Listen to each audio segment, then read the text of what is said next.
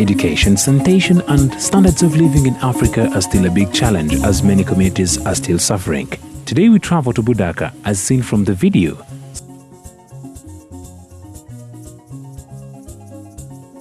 Safe water for drinking and home use is still a big problem. Water is drawn from very long distances and it is not safe enough to be consumed by human beings. Beatrice, a mother of 8 children, explains.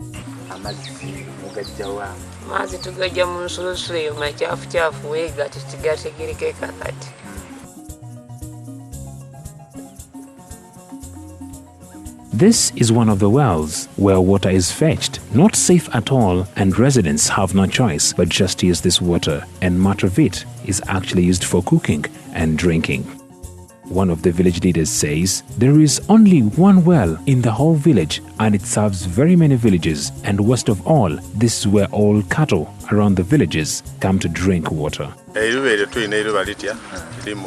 Recovering villages namwamba okay riri namwamba ne ndinyisha nange 1 nange 2 ogaite ku trading center namasomero okay namasomero kankobe ngate tuli ne isomero elekisulo area junior primary school I mean something of that. Yes. Abana bali kubangi nebo nona bawera ku neikolo kubanga tula maiziano esa yatuke yakasana ngeto aba tuyimbira kunona nona boa village iri balitya netukuma nayagira tuli yedi ana bantu tubaku okuzwa ama egamba byaba the translating baka musana kuona no ironona izana matoki abakalitiza kuma huku nase za twekwatiramo oi ni kizo kitu ina cyane ama izitika tumarabe tutaka uyambe wa maizi kwegamba ati anu the government ni imaitenti maizaga againzo kutukano aiza ga pumping yobagaki ekyo nieke ishataka maizi. Generally, the standards of living are very poor, accommodation inclusive, as Beatrice explains.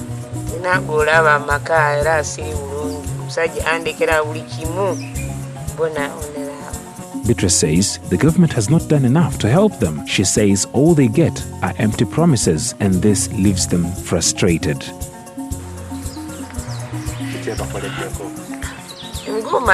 Uganda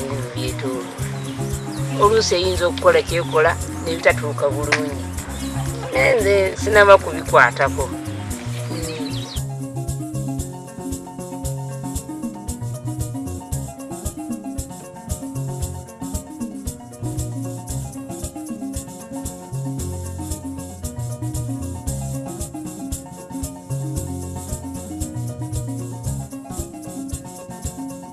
This old man says he lost most of his children to malaria, a problem he attributes to lack of mosquito nets and malaria treatment. If all this was in place, his children would still be alive, and this is where they were buried.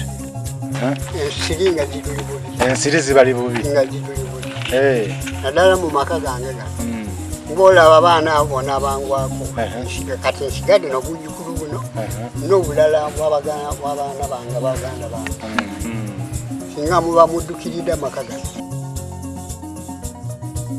On the other side of life, children in Budaka struggle a lot and go through a lot of suffering in life to carry the responsibility of parents to get their own school fees through crushing rocks into grivers that are used in construction, as Charles Bayer explains. With me here, there are kids of this village, and this is the only way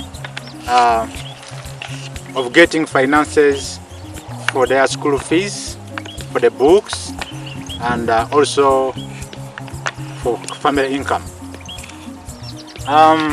What you're seeing here is a quarry. These kids have to make, they have to get tires, use the tires from garages so that they can come and burn the stones. After burning the stones, they hit the stone, and after hitting the stone, they raise the certain amount of stones they want for sale, and then they get some school fees. And in addition to that, they also get some books. However, it's not very easy for every child, for every family to do this, because it's a very difficult and challenging work. My humble request is to those who are willing to come and help. This district is called Budaka district. It is located in Uganda, in eastern part of Uganda, where families really have to suffer before they access water, before they access any small amount of money for school fees, for family use, to buy food and so whatever. Dear friends, we request you kindly to come and see what is taking place in this world.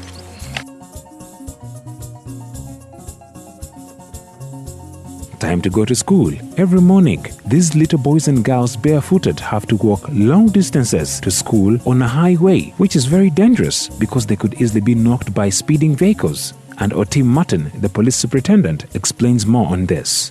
The area interested in the issue of the children of this country. The major problem, of course, we have is the issue of attitude, which cuts across right from the smallest unit, that is the family, up to the national level. People look at children as if they don't deserve any attention. Take, for example, on the issue of the smallest unit, that is at the family level. You find even in the family, children are not given adequate attention. Parents are either divided, brothers are divided, the guardians are divided over children. First of all, there is this business of sex. Yes. A mother may have interest in a particular sex. A father may have interest in a particular sex. That's another challenge the children are facing. That's why these children are not given any basic attention, such that they grow and become useful citizens of this country tomorrow. So you find that these children have a lot of problems. Like when they get to school now, equally even at school, you find teachers also equally. There are those whom I don't know whether they are there by mistake or by coincidence, not by design, that they are supposed to be teachers. Because a teacher is supposed to love children. But you find some of them don't guide these children as they are supposed to be guided. That's the role of the teachers. So you find these children become vulnerable. They face a lot of challenges. In fact, it is to whom it may concern, they live on their own. You find children now forge their own ways on how to manage their affairs. Then three, when you look at like the issue of most of our schools today, when you look at our schools, the environment are not so conducive. Like most of the schools are constructed along the highways, and you find nobody helps these children. When you come along the schools along the highway, there is a tendency of the Ugandan motorists thinking that they are the ones who have equal rights over the road or over the highways. because for him he's driving a vehicle. So he looks at this young person here as if he's somebody who is suffering from what does he want from the highway? And yet, roads are common goods. Everybody has a right to use that road. But our motorists think that always we dialogue with them. We talk to them, but you find them simply giving very stupid reasons that it is us to pay taxes for these roads to be made. What does this child have? As if for him, when he was at that age, or she was at that age, she was also paying taxes to have these roads maintained. Without knowing that this is the process, this child also must go through to be brought, to be groomed, to be nurtured, to become a responsible citizen, such that tomorrow will become a good citizen. He will also pay taxes when that time of paying taxes comes. We must partner if we have to address the issues of our young generation. I'm a woman sergeant in Anna Grace. I'm hospital in Dhaka. I'm the acting hospital in Dhaka. The challenges we have on road, one about these children generally. The children, the parents, the stakeholders have not helped us on sensitizing these children. In fact, we need sensitization in that when they are crossing the road, mostly when they are at school, these children are supposed to be guided by the teachers. More so when they are crossing the zebra crossing, an elder person or a teacher, a head teacher, should be there to cross these children at the zebra crossing. And if there is no zebra crossing, they are supposed to be guided by a teacher. By one, they can use a flag. They can use a red flag, raise it on the road, and the children cross after the vehicles have stopped. And then if they are to be brought to school, these parents are supposed to deliver their children to school safely to the teachers. And if they cannot all take the children to the school, the parents are supposed to bring the children. They can put them at the roadside where the teacher is, and he guides them by use of the flag to stop the motorists. And then they cross up the school.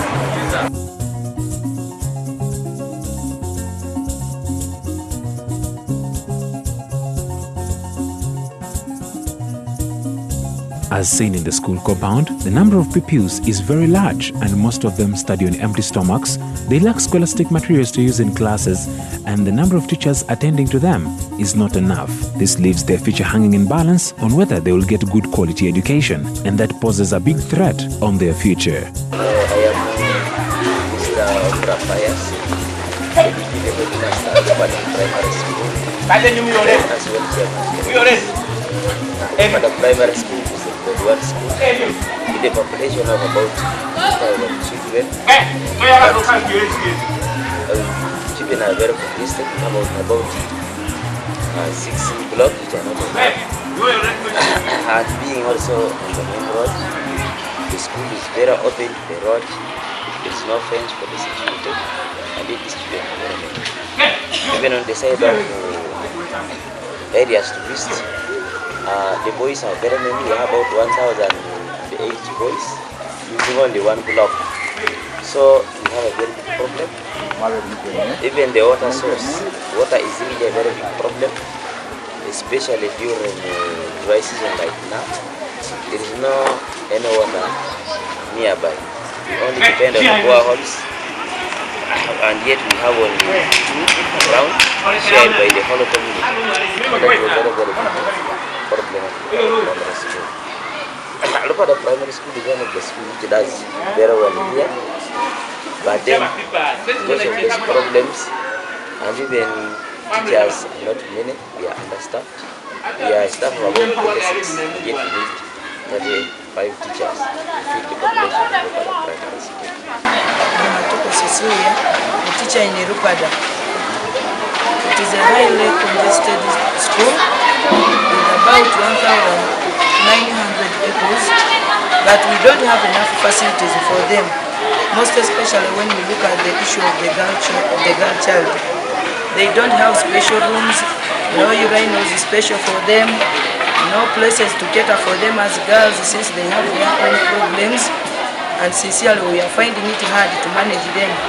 That has made most of them even to feel discouraged with the school situations, just because they feel uncomfortable since it is a mixed school and they have no major areas to be catered for.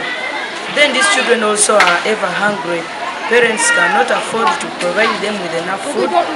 Some go hungry, some climb trees and even fall from trees because of the hunger looking for mangoes. And we are really finding life very hard. We teach hungry children who don't understand us, most especially during afternoons. Children end up sleeping, dozing. You condition them to learn when they are not ready because of the hunger. Sincerely, I don't know what we shall do about it. Most of them have decided to leave school and decide to join early marriages because of the hard conditions at school. And then we don't know really how to encourage them. We have tried to guide and counsel, but only without support has not helped them. Then we also have a problem of power. We always have a boarding section here in third term, but children just suffer with the smaller lamps, and so on. We try the generators, they are also very expensive and not durable, so it really leads to an inadequate coverage of what is expected for them. Because we expected some power here sometime, but it failed, and there is no more hope really. If there could be a way we could get power, it would help us. Poverty is an adverse effect that has contributed to lack of parents not to mind about their children, and more so in situations where some of the parents are polygamous, some parents produce many children, so minding about them has always been a problem. The element of poverty therefore is affecting the health of the children. A lot and immediate help is needed in this area, as the situation is not the best and so alarming, as people in Budaka are living below the poverty line.